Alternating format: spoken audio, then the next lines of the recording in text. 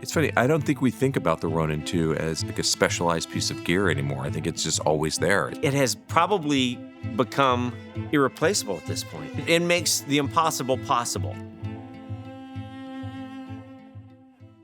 Get him! Move it! You gotta move! I think our expectations of any piece of gear is that it needs to work.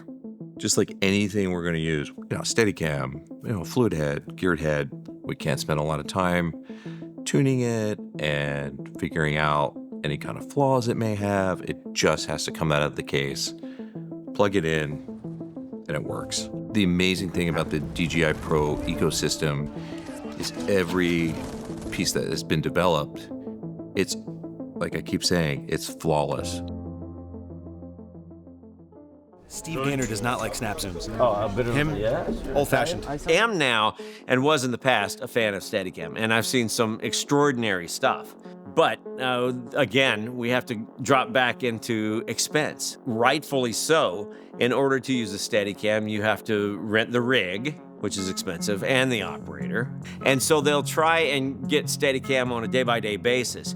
Problem is, directors have this really nasty habit of changing their minds. Once they're on a set and once they're seeing a shot, they very often will go, God, I wish we could, right? And I'm looking and I don't have, the Luma beams to build the dolly track over this gully that's there or whatever type of device I need in order to do it. But if the Ronin is sitting there, and with me it always is, but if it's sitting there, you just pick it up and do the shot.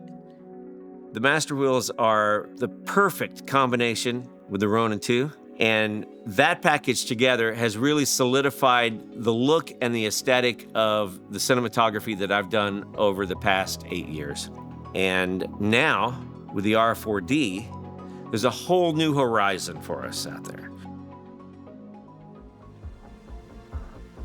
I have to say, it was a little exciting to see something now that is 12, 14 pounds, compact, and just thinking, just having those moments, those aha moments of I wonder what we can do with this. And then once getting through that initial sort of idea of what it was, then really looking at the potential of syncing it to a set of master wheels, which we did a lot of on Civil War, where I would carry it. I took my experience as a Steadicam operator, was able to really follow the action, put it to where I thought it would be, and Rob could be, right there at the master wheels, controlling it and, panning and tilting and finding the nuance of the frame.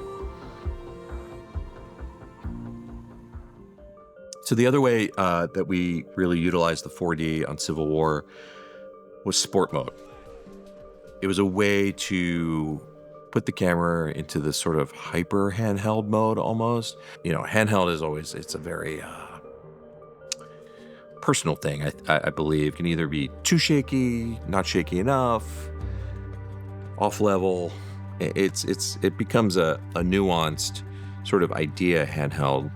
And the interesting thing about sport mode with the 4D is it gives you that handheld feel, but it is registered and it is level, and it just has enough flavor to it where you understand that it's handheld. DJI products, they're not afraid to push the boundaries of what we're doing, and I think that's exciting. I think that's part of what we need in the industry. It's become such a part of our world and our lexicon that we don't even really talk about it anymore. The Ronin 2 is a tool that makes things happen. It breaks down barriers. It breaks down that need for the Luma beam track to have your dolly do that move, or to have a techno crane that can go through the doorway or come back out, right? I'm super excited to see what's next. The 4D came out, and then shortly after that, the Flex system came out, which just is another way to open up the storytelling. And I think that's what's important to camera operators, is just how to tell that story. I've been a camera operator for 39 years and have seen a lot of equipment come and go. And what concerns me most as a camera operator is just the frame line. You know, once the word action is announced to the set, the camera operator is on his own and he's making decisions 24 frames a second.